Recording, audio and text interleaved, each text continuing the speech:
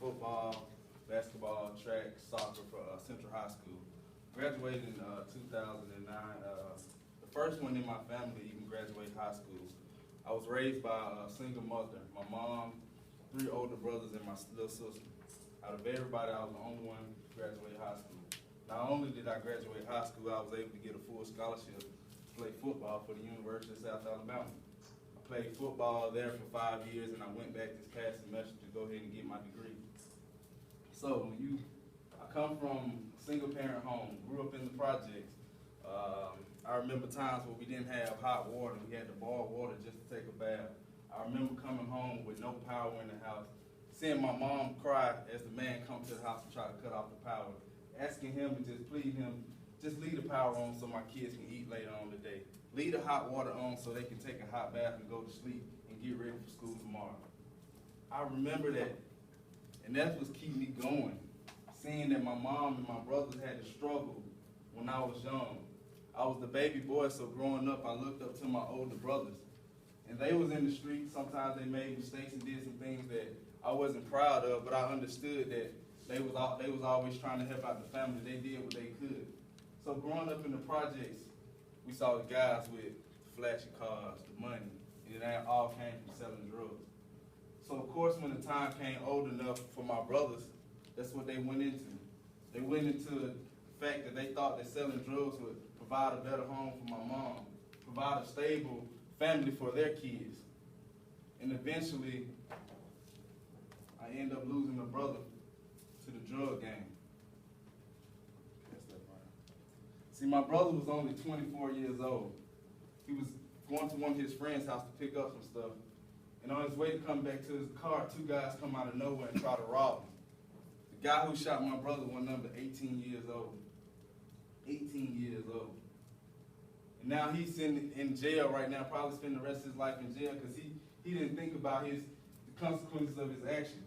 That night when he pulled the trigger that my brother would die. And me and my brother were right here, tight. Every time we moved and had a house, it was me and him. Shared bunk beds, shared rooms, always went places together. Even played basketball together. He was the person that encouraged me to pick up a basketball, to play sports as an outlet to the thing that was going on around me in the world. I seen people getting shot. I seen people dying. I seen people getting robbed. And as a young man, I didn't understand. I was like, how can some people take someone else's life like that? How can this happen? But it's all just going on in this world. But when you don't realize what you're doing and you just making mistakes and you just keep on building up on them, you eventually become a failure. You eventually go into the lifestyle that a lot of young men are going to and end up in the county jail. Sitting down thinking about, what if I would have did this? What if I would have paid attention more in school? What if I would have stayed in sports? And you got guys that's in here right now that probably later on in life when you see him, you're like, oh, I remember him. He was a star on the basketball team. I wonder what happened to him. He probably lost his way. Because my brother was a star on his team when he played at whole high school. But eventually, he thought that education and sport couldn't pay the way. But I knew better. I had coaches like Coach Fitz that taught me discipline, that taught me effort and commitment to the game will save your life. Playing football and playing sports saved my life. I could have been just like my brother, dead.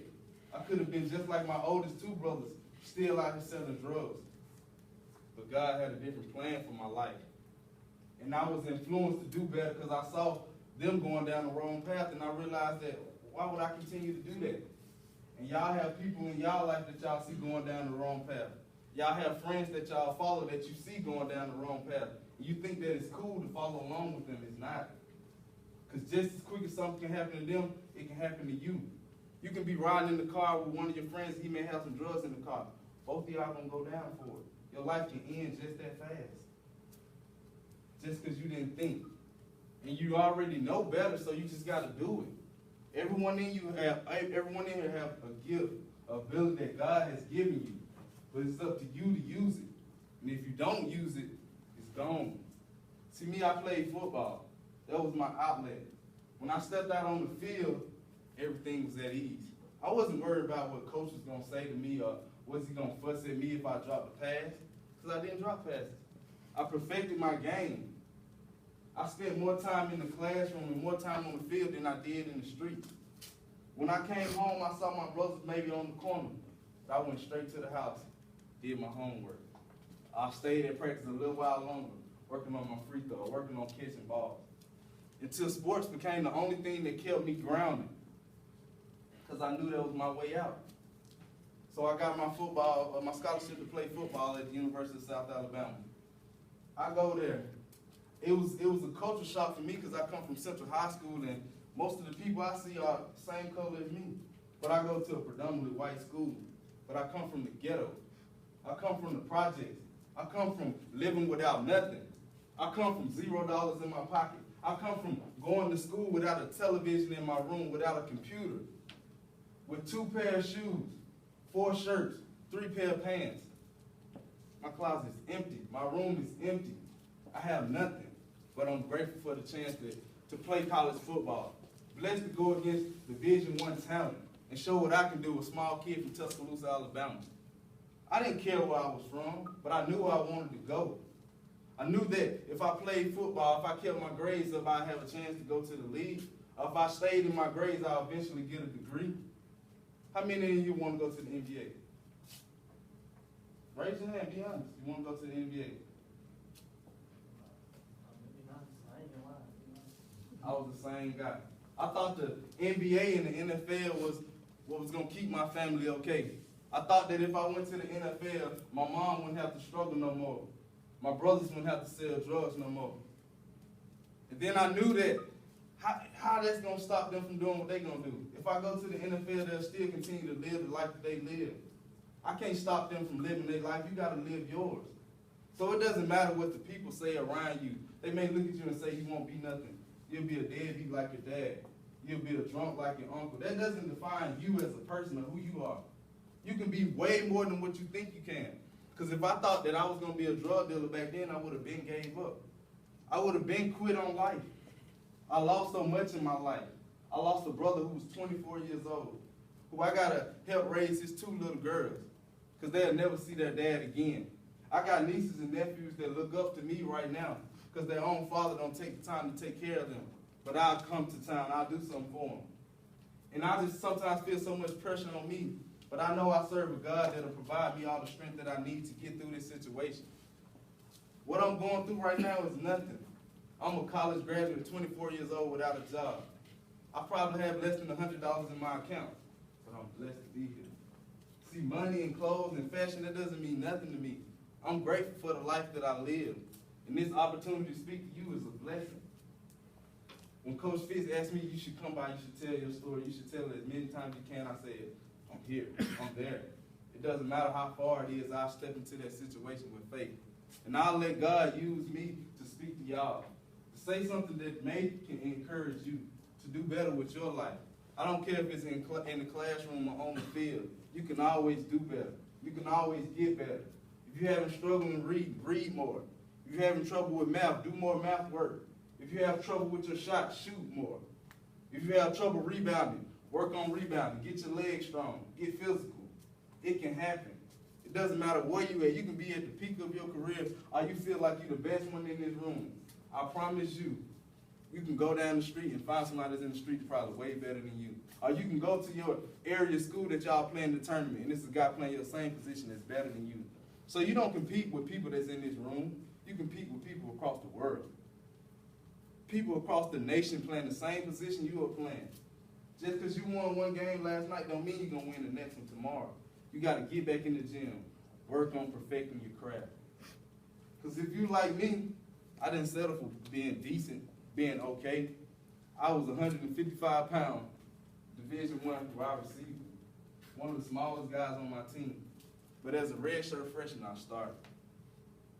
I played 3 years as a starter, making an impact on my team. And then I go back and I try to make a catch, and my knee get caught on me. I tear my meniscus. And I played the rest of the season on the torn meniscus. But I didn't realize at that moment I'll never really be able to play at the level that I could play. And in the snap of a finger, my career was slowly just going away. So for the next 2 years, I was out there practicing, but I couldn't play at the potential I knew I could because I had a messed up knee. I worked out hard. I still grind. I never gave up, but I had a messed up knee. See, my career changed and my life changed all because of a knee, but I was still thankful that I was still able to go through school and get it paid for. I'm walking away from school with $0 in loans, and I'm just grateful for that. But I wanted to play more. I wanted to play football. But God had another plan for my life. You might say, oh man, how can he talk about he loved the game so much and God took away the game? God didn't take away the game. See, I got to the point where I worship the game more than I worship the Lord. I praise going to practice more than I spent time reading my Bible. So I had to sit back and God helped me reevaluate things in my life. And I still love football. That's why I want to coach it. I still love sports. That's why I come to talk to you about it. But sometimes things just happen in your life and you just got to be able to bounce back. And I was able to bounce back. I kept the faith. I kept fighting. I never gave up on anything that I was going through. If you look at my situation, I have a brother that's dying. I got teachers telling me that my GPA isn't high enough to graduate. I got doors slamming in my face. And I'm still sitting there smiling like, God, I know you're going to work it out some way. I know that he's going to pull me through no matter what the teacher tell me, no matter what the people on my job may say. And I'm sitting here right now without a job. But I'm thankful that I'm even able to be here. Because like I say, I could have passed away with my brother. I could have been in the car with my brother when everything went down. But God has a plan for every one of you in here. He has something in your life and something that he put into you at a young age that you probably don't even see. See, I knew that God had something in me, but I couldn't see it. I didn't even see it when I was a superstar on the football team. I didn't see it when I was putting in work in the weight room. I didn't see that he was building me up for life more than the game. I didn't see that he was training me to be strong in life. Because I took wins and I took losses. I lost a brother. I lost plenty of football games. I lost plenty of races and track. I definitely lost in soccer because we weren't good. I took plenty of losses in life. Seeing my mom cry, it's a loss. Seeing my nieces and nephews cry because they missed their dad, it's a loss. But I took plenty of wins. They wasn't given to me, I took them. I won that degree. I won that education. I won the right to wear a state championship ring in 2009. I won. And even though I lost my brother, I still win. I'm still winning. I haven't lost in life because I lost my brother. My brother's in a better place. A lot of people may look at it, you lost him, but it's a win. It's a win. You got to look at your life as what have you won in life? Waking up in the morning, that's a win. Being blessed to come to school with clothes on your back, that's a win. Being blessed to have nice shoes on your feet, that's a win. But y'all don't see that because y'all still young. When y'all get older, y'all will understand. This guy come and speak to me, that was a win for you. Because most of your eyes are open up right now and y'all in tune and y'all looking at me like he been through a lot and he's still able to stand here. But that's only through the grace of God. And if I can leave you with anything, I just want you just to be faithful in your life and your daily activity. Be careful who you hang around with. And be humble in every situation that you're in. You may be on the bench and you never played your whole high school career, but be humble. Know your role. Everybody has a role. You don't know how much encouragement you provide as you clap for your teammate as he comes to the sideline, as you shake his hand and tell him good game. You don't know what you do. Even the starters, you don't know what you're doing to the younger guys, the guys that's under you, the guys who really don't play. Their spirit are lifted up by you doing good. You encourage them to keep fighting for position to get better. I've been on a team that won 0 games. I've been on the team that bounced back and went 7-3 and made the playoffs. The third year, undefeated and won the state championship. My senior year, go to the second round and lose. So I know about building the program. And you can build this one up. And you can keep on building it. I remember Brookwood when I played. I know in football y'all wasn't that good. I know basketball y'all pretty good. I remember this program. This program is solid. And every step is part of the foundation. Right now, this team has to lay its brick. You got to work and grind and mold this team to be what you want it to be. Y'all want to win the state championship? Yes, sir. Do y'all believe that? Yes, sir. What's holding y'all back? Yourselves. If you think you can do it, do it. Don't underestimate yourself. Because my team that won state, we were the smallest every time we played, but we was efficient. We made things happen. When we caught the ball, we secured it, and we went for a touchdown. We didn't go for first down. We went all the way. So if you're going up to get a rebound, make sure that guy who's under you know that that's your rebound. If you're going for a steal, make him feel like he can't put the ball back on the ground again. If you're going to play your pressure defense, make sure he can't even move. Make sure he start complaining to the referee saying this guy fouling me. But the only thing you're doing is playing what you taught. And you play with effort. You play with pride to wear that jersey, to wear Brookwood across your chest, to put on that jersey every day. Because there's people in this world who want to play sports who can't even do it. People serving our country that want to play sports but they can't do it. People who don't have legs, who can't talk, people who can't hear, people who don't have arms, people who don't have fingers, who can't do it. And you complain about small stuff in life, like you didn't get the pair of shoes you wanted, or your mom didn't get you what you wanted for Christmas. It's not about that, guys. It's about just being grateful and thankful for what you do have. And what y'all do have is a team of guys who want to win. I don't know where y'all in y'all season, but it's a team full of guys who want to do great and be a champion. Because if you want this, you have to become one. You have to be connected. You have to know your teammate's flaw. You have to pick up for him if you know he's tired. If you running that practice, put your shoulders on him. Tell him he can lean on you. If y'all working out, spot him good. Help him out. Because y'all got to be accountable for each other. Y'all are a team. All the time y'all spend together, that's bonding. I still have great relationship with all my teammates since we was one. In order to win this, you have to be one. So if I didn't say anything, man, I just want you guys to be encouraged, to be blessed, and to do great things. And just remember me, I come from nothing.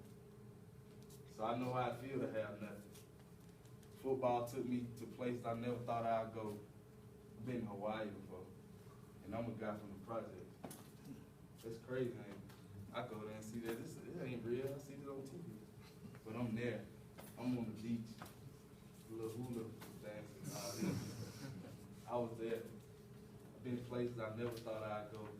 First flight I took was in college, going to a football game. California, South Carolina, North Carolina. Playing SEC teams. It's crazy. All this coming from a guy from the projects. Hayes Court, Tuscaloosa, Alabama, Central High School. And look at me now, still making it, still doing what I got to do to take steps to better my future. And I just want you guys to just be blessed for what I said, man. And I appreciate y'all having y'all time. I appreciate Coach Fitz for having me. Thank you.